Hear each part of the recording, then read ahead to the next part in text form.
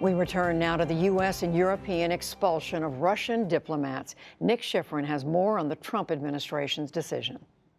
Judy, thank you. I'm joined by Victoria Nuland, the former Assistant Secretary of State for European Eurasian Affairs during the Obama administration. She also served as U.S. Ambassador to NATO, and she's now CEO of the Center for a New American Security, a defense policy group.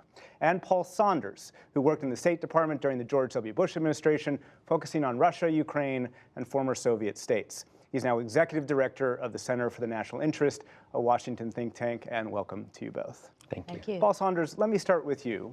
Was today's response appropriate? I think it's entirely appropriate if the U.S. government knows that Russia is guilty of the poisoning. What is not yet clear from the information that's been released to the public is how certain we really are. And I would point, by way of explanation, to of what I mean, to a press release from the State Department last week about the designation of a French national as a terrorist in Syria. And this man was designated as a terrorist because he was allegedly producing and helping ISIS to use chemical weapons on the battlefield.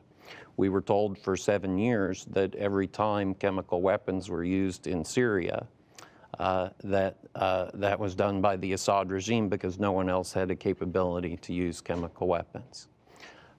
Now we're hearing from our own State Department that actually other people, including ISIS, have the ability in Syria to use chemical weapons. The reason I give this long story is just to illustrate that determining who is doing what with some of these agents is not always the easiest thing. We had a very unfortunate experience, too, with weapons of mass destruction in Iraq. Now, I fully believe, actually, that Russia is the most likely suspect. Don't get me wrong. But there's a difference between being the most likely suspect and proving the case. Victoria Nuland, you hear Paul Saunders' skepticism. Do you share that skepticism whether Russia did this? I don't. I don't think that 20 governments, including our own, would have joined in solidarity with the UK in sending a very important signal to Vladimir Putin that using a military nerve agent produced in Russian labs on civilians in Salisbury is acceptable to the international community. If it can happen in Salisbury, it can happen in St. Louis, it can happen in Seattle. So Theresa May spent a number of weeks presenting her evidence to allied governments. You remember that the incident happened in the beginning of March. We're now at the end of March, so it took that time to make the case. But it's very important that we acted so strongly today and that we stood in solidarity and that there are costs for Moscow. So, Paul Saunders, you have 18 countries responding to this. You have 60 diplomats from Russia kicked out today. Will Russia get the message? Well, look, has Russia gotten the message from the previous steps that we've taken? So far, it looks like no. The Obama administration imposed a variety of sanctions on Russia after Russia's annexation of Crimea and its interference in eastern Ukraine.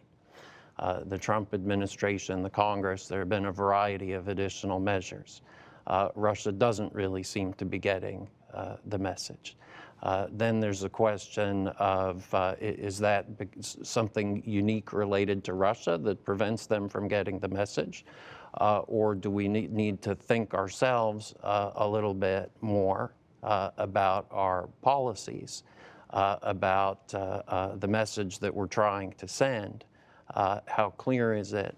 How strong is it? How effective is it? Victoria Nuland, I imagine you might agree with that, actually. So is the message sent today strong enough, in your opinion, to either deter Russia from doing something like this again or change Russian behavior?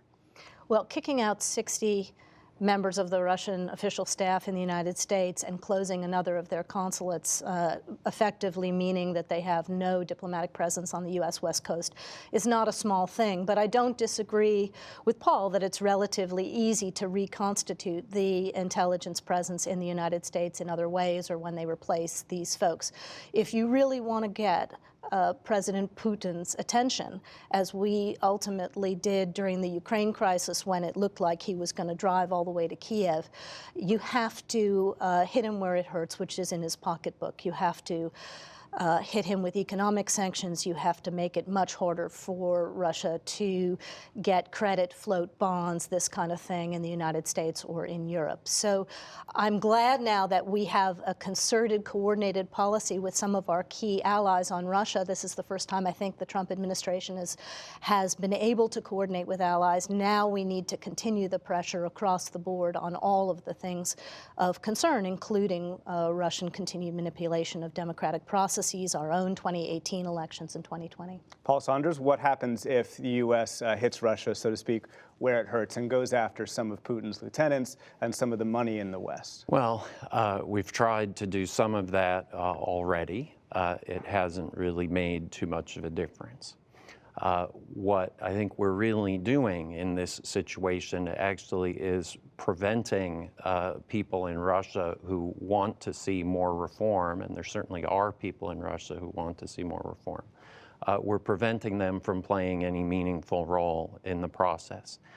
Economic reformers in Russia at this point have no case to make to Putin, because their entire set of policy proposals, it's built around integrating into the international economy, investment, cooperation with the United States and the West.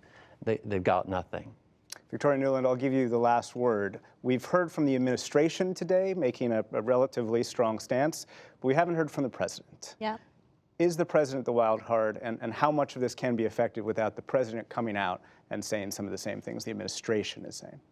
Well, the only way to have a coherent, comprehensive policy towards Moscow that President Putin will pay attention to is if we are all on the same page leading with the president. So the fact that he didn't say anything about this when he made his congratulatory phone call to President Putin could lead Putin to conclude, well, he's just hamstrung by his bureaucracy. He had to do something for Theresa May. He's still my buddy. And frankly, the administration's response won't be coherent unless the president leads it, as we saw when we finally looked in 2016 at how the Russians had manipulated the election.